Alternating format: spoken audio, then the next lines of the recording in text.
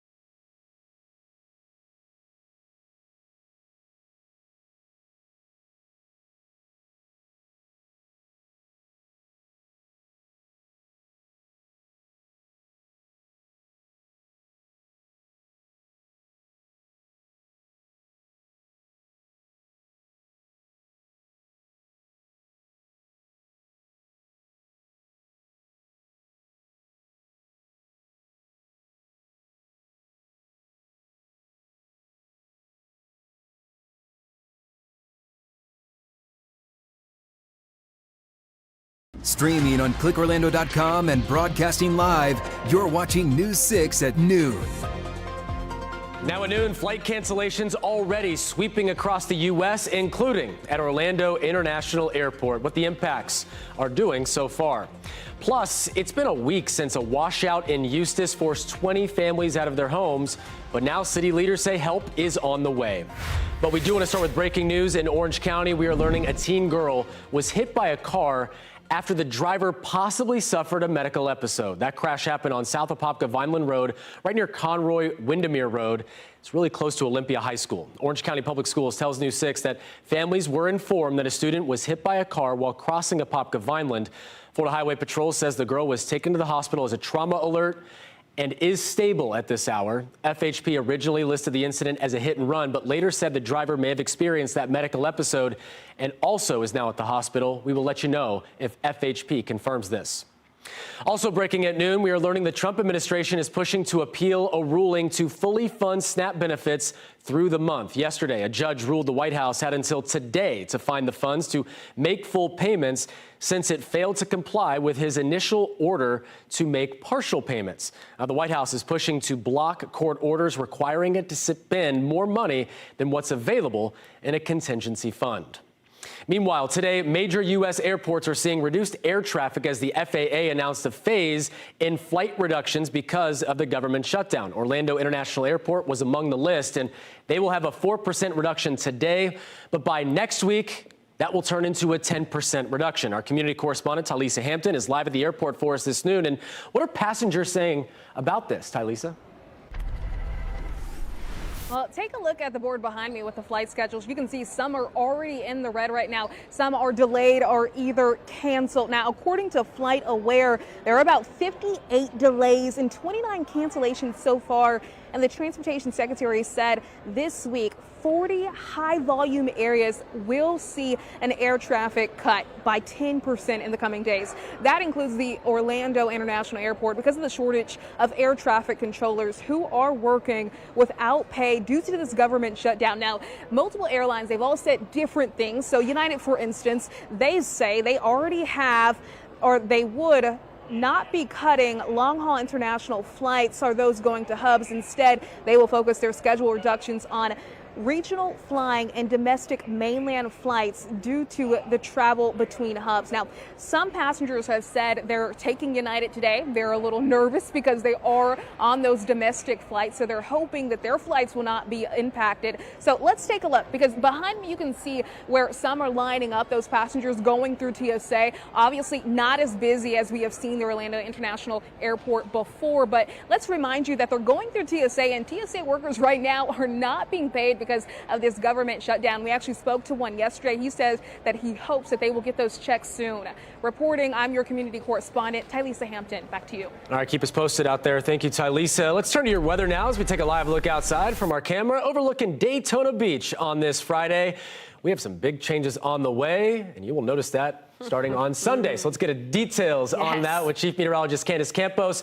Got a front coming through, Candace, so just got to be weather aware this weekend. Right, and at the end of the day, the Storm Prediction Center, I'll show this coming in by full weather forecast, but some of us will be under kind of that level 1 out of 5 for severe weather risk. I don't see it being extremely widespread, but certainly we could have some rock and thunderstorms across some parts of central Florida late Sunday afternoon and into the evening hours. But in the meantime, no rain chances for this afternoon, only about 20%. We still have some scattered showers and right off the coast there, producing some lightning strikes. As of right now, most of us here in Central Florida continuing our day nice and dry. Again, most of the action that we are picking up right now on the radar is still just offshore.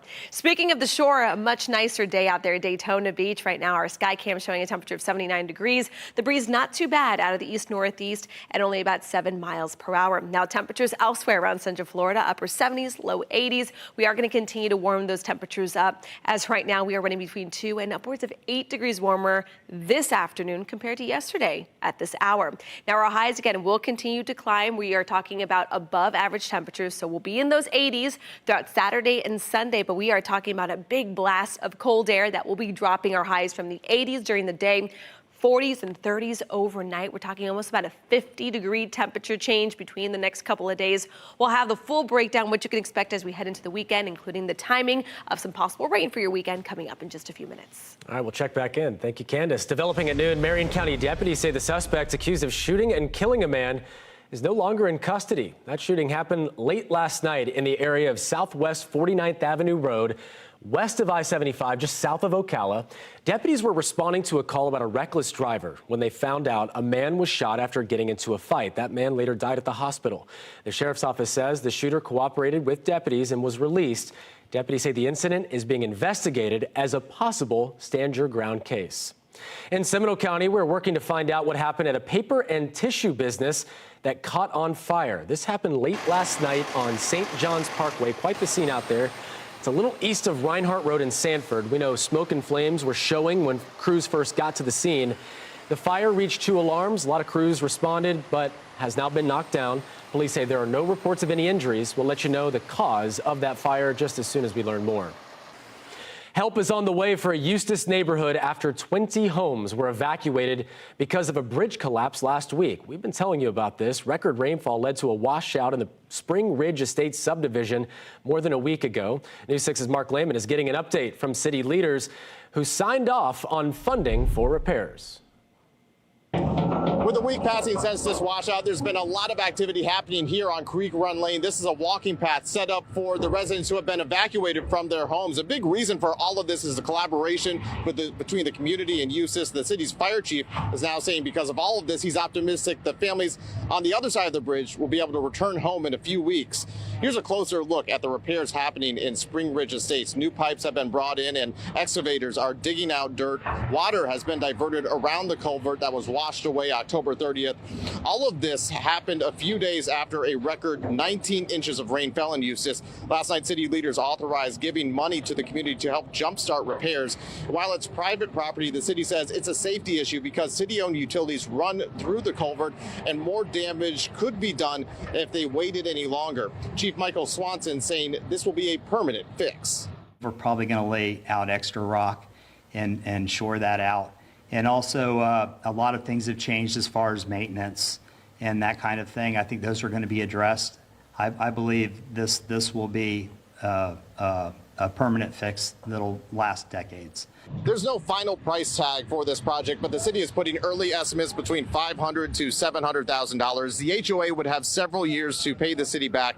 Right now, they're looking at seeing what's covered by insurance as well as applying for help from federal resources. And as for the families who have been displaced, out of the 20 of them, 14 are staying with family and friends, and arrangements have been made at hotels for 6 of those families. The goal for all of this is that those families will be able to return home in time for Thanksgiving. In Eustis, Mark Lehman, News 6. From sporting events to a major music festival, Orlando will be buzzing with a whole lot of people and a whole lot of cars tonight. The Magic play the Celtics, the Orlando Pride take on the Seattle Reign, and EDC is bringing EDM to Orlando. Now, there are dozens of road closures planned for these events, and parking also is limited, so you're encouraged to plan ahead if you're headed to this area, or just steer clear if you don't have to go that way. I would encourage, if you can avoid downtown, if you are not coming to one of the events, that's probably the best idea, because there probably will be a little bit of congestion. Now, EDC alone is expected to have a more than $100 million economic impact for the city. And there's another event happening in downtown Orlando, a Broadway show at the Dr. Phillips Center for the Performing Arts. Coming up in a few minutes, we're going to hear from the lead actors starring in Water for Elephants, the musical. Well, this looks like something straight out of the Jetsons. Autonomous cars, even autonomous planes, taking people where they want to go. The future of transportation isn't just coming, it is already here. And this week, industry leaders are meeting right here in Central Florida. News 6's Angie Casada shows us how Central Florida is positioning itself at the center of this mobility revolution. Doors closing.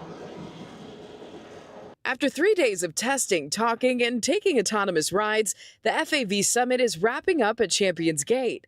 And organizers say Florida is ready to shift from pilot projects to full-scale deployments. Former state senator Jeff Brandes knows firsthand the potential. The 23 million residents and 150 million tourists make Florida the perfect state for the deployment of these technologies. That, and it doesn't snow, right? So snow is a hard problem for this technology. And so we're able to kind of cheat that hard problem by deploying in Florida. So whether it be electric vertical takeoff and landing, which we're talking about, or self-driving vehicles, Florida is going to be the key hub for that conversation. From self-driving shuttles and delivery vehicles to electric rides and connected road tech, companies from around the country showcased how automation can make communities safer, faster, and more accessible. Yeah, guys, check this out. There's no hands on the wheel. We're actually riding in one of the autonomous shuttles showcased here at the summit, and leaders say this is the goal, technology that blends into everyday life, so your morning commute could look a lot more like this. We feel like seeing is believing. We want people to experience the future of public transportation, being able to sit in our car, listen to this great welcome music, experience a static ride. That's going to really put people over the edge to understand what we're trying to envision. The summit focused on getting these ideas off the expo floor and onto Florida roads. The Florida Policy Project and Central Florida Expressway Authority say the next step is moving from small pilots to deployments people can use daily. Organizers say they expect new projects, more test sites, and more autonomous vehicles in Central Florida in the next year. In Orlando, Angie Casada, News 6.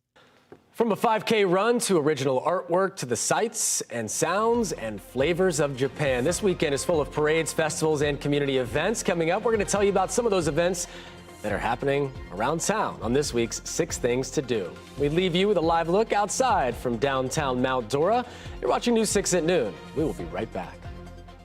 Introducing the new $25 million Gold Rush Multiplier Scratch-Off from the Florida Lottery.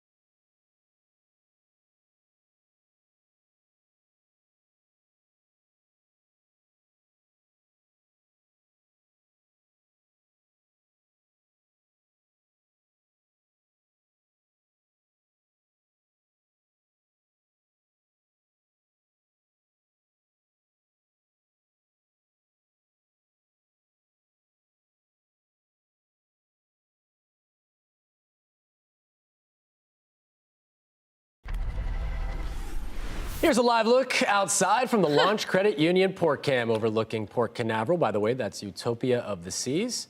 Do you hear that? That's the sound of the weekend approaching. Let's get over to Chief Meteorologist Candace Campos. If you like the warm air, Candace, get outside this weekend. It's funny because the director just said it looks like there's a mountain behind Utopia of the Seas there. And those are those towering cumulus clouds out there. And we are tracking some of those big time rock and thunderstorms out over the waters. Now for today, that's just kind of the start to what we'll have start having a little more moisture kind of working its way back into the forecast. So for today, we're looking at only about a 20%. But we're going to start nudging those rain chances up to about a 30, maybe even 40% chance as we head into Sunday. And I'll show you why coming up in just a bit. But as we talk about the weekend, not only are we going to be dealing with a little more rain, maybe even a few thunderstorms on Sunday, we're also going to be dealing with temperatures back into those mid 80s, very similar to what we're experiencing today before a big old blast of cold air makes its way into Central Florida come Monday and Tuesday. Where there's the culprit for those big time clouds that looks like a mountain range right off the coast there. You can see some of them producing some lightning strikes as well. But for the most part, we're starting to see a lot more sunshine. Highs already passing what we were forecasting already today as we had a lot more sunshine than expected. So low 80s already at this hour, 82 in Sanford, 83 already there in the Villages. But now let's check on that hour-by-hour forecast for today. Sponsored by Strata Air Conditioning and Heating. AC emergency, you ought to call Strata. As we head to those mid 80s temperatures, then we'll start trying to cool down into the evening hours with our overnight lows for tonight staying pretty balmy, only about 66 degrees, feeling still kind of tropical. We got some of that moisture in place that holds on to that warmth a little longer into the overnight hours. But all of that moisture will continue to build up throughout the weekend as we still have a big ridge of high pressure in control. But then as that high kind of flattens and moves on out into the Atlantic, it's going to make way for this big old dig in that jet stream, and that's going to be sending in the coldest air we've seen all season long. We have to go back all the way to early March to see temperatures as cold as we're expecting. Looking here at the clouds and rain futurecast, again, there will be that potential of maybe popping an isolated shower, maybe even a weak thunderstorm in the forecast later on today. We're only holding that coverage at only about 20%. Then as we head into Saturday, kind of same setup. We're going to have that overall west to east flow. Any moisture that does kind of get picked up could produce a scattered shower or two. So rain chance to go up to 30%. But here comes that next cold front on Sunday. Sunday afternoon, we could be dodging a couple of scattered showers. I do feel like the Barron's model, our in-house model, is a little oversold. I don't think it's going to be this intense, but we will have the potential of seeing some isolated thunderstorms. Some could get a little stronger later on into the day, all ahead of that cold front. So as that cold front finally sweeps through, here comes that blast of cold air. Because some of these showers and thunderstorms could get a little stronger, the Storm Prediction Center now highlights parts of East Central Florida under a level 1 out of 5 for severe weather. Again, I don't see a big outbreak happening, but when we talk about temperatures going from the 80s down to the 60s, that combination of the clashing of those two air masses tend to spark up some of those thunderstorms. So here goes that roller coaster ride, folks. 80s, mid 80s Saturday and Sunday, then dropping down. Look at Tuesday. Many of us will be staying in the 50s for the majority of the day. Temperatures by early Tuesday morning right here. This is a snapshot of the coldest point of this stretch. You can see we'll be in those upper 30s for areas north and west of I-4, low 40s as far south as Orlando and Kissimmee. But not only will it be cold, it will be windy as well, which is why our wind chill factors could get down into the 20s in our northwestern zones, feeling close to freezing. Early Tuesday morning is Veterans Day. That's great result to your full 7-day forecast. Again, it is going to be quite a swing in those temperatures over the next couple of days. Of course, stay tuned to News 6 and always stay weather aware, especially come Sunday as that cold front comes through. Thank you, Candace. Well, Central Florida is full of exciting events this weekend, and we've got you covered. The 6 things that you can do coming up next, and one of those is Water for Elements. Yeah, that's coming to the Dr. Phillips Center. We're going to hear from the lead actors on the show.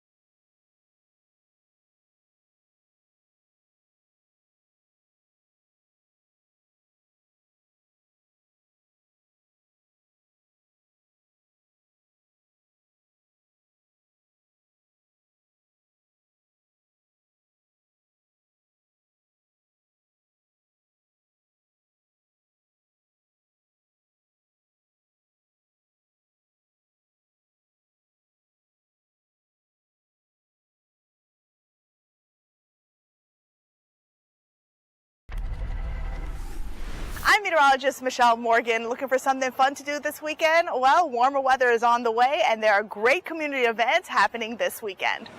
First up, the Autism Speaks Empower Walk and 5K Run at Cranes Roost Park will be happening this Sunday, celebrating community and inclusion. I spoke with the Community Engagement Manager, Colleen Almodovar, about what you can expect. So by coming together, we are showing support to our Central Florida autistic community by bringing awareness and as well just having a good day and share our experiences. Just like me, I'm an autism mom, and I think that this kind of events is where I feel heard and I feel seen. It starts at 9 a.m. In Leesburg, the Veterans Day Parade rolls through this Saturday at 11 a.m. on Main Street. Come out with your heartfelt gratitude and big community pride, and don't forget to stay hydrated. This weekend through November 11th, veterans and active military members get free admission to the Central Florida Zoo. The Orlando Japan Festival is this Sunday from 11 a.m. through 5 at Kissimmee Lakefront Park.